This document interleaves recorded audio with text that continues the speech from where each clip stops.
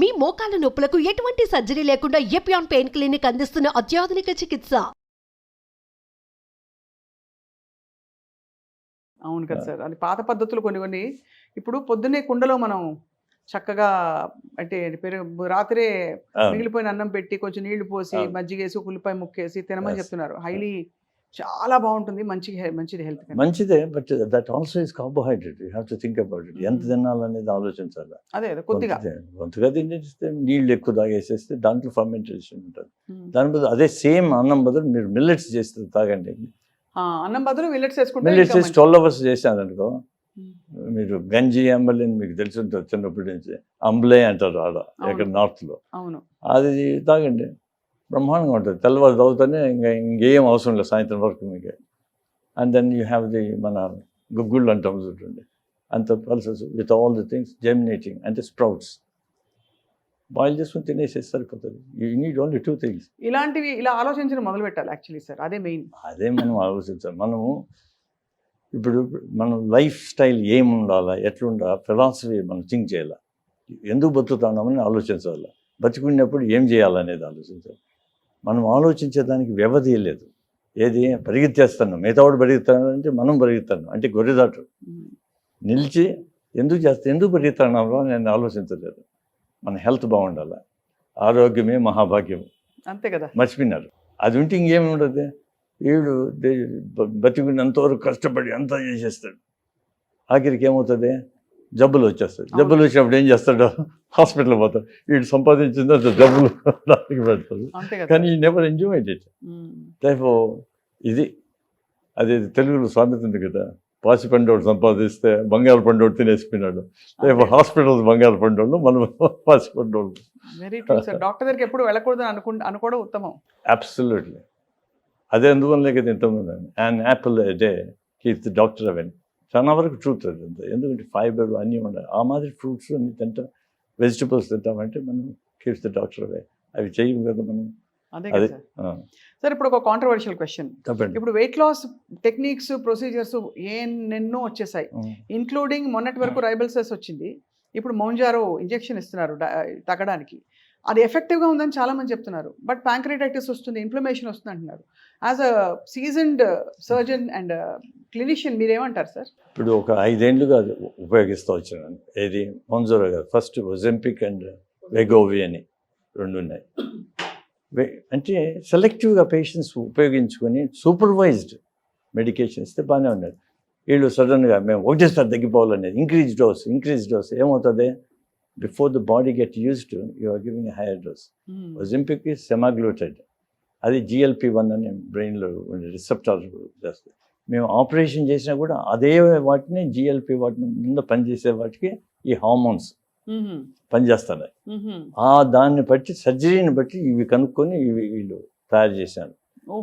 అట్లొచ్చింది surgery వలన as a spin off. ఇప్పుడు space నుంచి పోయే వాళ్ళకు క్రాఫ్ట్స్ వల్ల స్పిన్ ఆఫ్స్ వచ్చినాయి. ఆ విధంగా స్పిన్ ఆఫ్ ఇది. దాన్ని నెక్స్ట్ వచ్చి మౌంజారో, అది 2 రిసెప్టార్స్ మీద, GLP-1 ఒకటి జిప్ అని, ఈ 2 మీద పనిచేస్తుంది. కొంచెం బెటర్ ఇది వెయిట్ లాస్. కానీ మనం వెయిట్ లాసా ఆర్ బీయింగ్ హెల్దీనా, ఈ 2 థింక్ చేయాలి. ఏం ఒబీస్గా ఉంటే ఏమవుతుంది, బాగుంటే బాగుంటుంది కదా, లావుగా ఉంటే ఏం తప్పేమీ లేదు కదా, బట్ హెల్దీగా ఉండవు. అంతే కదా. హెల్దీగా ఉండడం అంటే ఏంటి చెప్పండి, ఒక 4 కొలమానాలు. How do I know if I'm healthy? ఇప్పుడు 2 or 3 flights of stairs, 3 మీ ఏజ్లో 3 flights లేకపోతే 4 flights, నేను కూడా 4 flights ఎక్కాలి. మోకాళ్ళ నొప్పులు రాకూడదు, ఆయాసం రాకూడదు. మోకాళ్ళ నొప్పులు అది వదిలేసాను, అది డిఫరెంట్ సబ్జెక్ట్, మళ్ళీ దాని గురించి మళ్ళీ మాట్లాడతాం. ఆయాసం రాకూడదు. ఇంకోటి ఏమంటే మనం అందువల్ల ఎవ్రీ డే మనం ఫిజికల్ యాక్టివిటీ ఉండాలి. ఫిజికల్ యాక్టివిటీ లేకుండా ఉంటే దేవుడు ఇచ్చిన కాళ్ళు ఎందుకు ఏం చేస్తాయి, అంతే కదా. ఇప్పుడు తర్వాత వచ్చి మనం ఏమవుతుంది, మసిల్స్ వేస్ట్ అయిపోతుంది. కాబట్టి మసిల్ టోనింగ్ ఎక్సర్సైజ్ చేయాలి. Various things all can be done at home, పెద్ద కష్టం కాదు. అందువల్లే మనకు హఠ యోగాసనాలు అని ఉండేది. మైండ్ను ఒకటి స్టెబిలైజ్ చేయాలి. స్ట్రెస్ వలన కూడా హార్మోన్సే కదా, అది that causes obesity. And all these social media అవి కూడా స్ట్రెస్. ఏమంటే ఏం చేస్తాయని ఒకటిదాని తర్వాత ఇంకోటి చేసాం. మనకి లైక్స్ ఎన్ని, డిస్లైక్స్ ఎన్ని వచ్చినాయని. వాడు ఏదో అన్నాడు అనుకో, వీడికి ఇంకా డిప్రెషన్ లేకపోవడం. See, all this affect and cause the obesity. Depression లేకపోతే ఏం చేస్తారు? ఎక్కువ తినేసేస్తారు. అవును. Therefore, సోషల్ మీడియా వచ్చింది. నెక్స్ట్ స్ట్రెస్ లెవెల్ నువ్వు వేరియస్ విధంగా తగ్గించు. మనకు ముందంతా ధ్యానము, ప్రార్థనలు, మార్నింగ్ కూర్చొని దేవుడిని తలుసుకోవడం అనేది. ఏ దేవుడు అయితే ఉండదు, ఇట్ డజంట్ మ్యాటర్.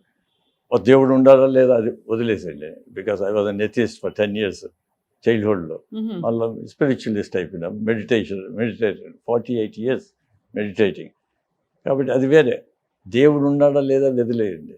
కానీ అట్లీస్ట్ ధ్యానం చేస్తామంటే మీ మనసు నిర్మలంగా ఉంటుంది. ఇప్పుడు కోవిడ్ పీరియడ్లో కూడా అది చెప్పడం మొదలు, అది ఎవరు మెడిటేట్ చేసినా వాడు అందరూ బాగా బతికినారండి. ఎందుకు? స్ట్రెస్లెస్ లెవెల్ తక్కువ. మీట్ తిన్న వాళ్ళంతా చచ్చినారు. ఎందుకంటే inflammation. Covid is inflammation, double whammy. Meat మళ్ళీ డైరీ, ఆల్ 3 ట్రిపుల్ వ్యామ్ అయిపోయాయి. కాబట్టి మనం ఆలోచించాలి ఫుడ్ తినడం వల్ల. First fundamental changes have to be created. ఎవరు? Education, government bodies. ఎందుకంటే గవర్నమెంట్ ఒక్క డెసిషన్ చేసింది అనుకో, say they banned whole country pesticides, మరిపోయి నువ్వు ఎట్లా వాడతావు? అంతే కదా. And then you have to efficiently promulgate that order. అది చేయాలి. వాడు మళ్ళీ వాడు చల్లర తీసుకుని వదిలేసి వస్తామంటే ఇంక మనం కష్టం. అదేం లేదు. Rules are there to be broken. అవును, అంతేగా. అదొకటి. తర్వాత మనం ఎడ్యుకేషన్, మనం కూడా చిన్నప్పటి నుంచి సక్సెస్ అంటే ఏంది అనేది చెప్పాలి. Success is if you are happy, that is success అని చెప్పాలి. అంతే కదా. ఇప్పుడు అందువల్లనే వరల్డ్ WHO ఏం చెప్తున్నారు?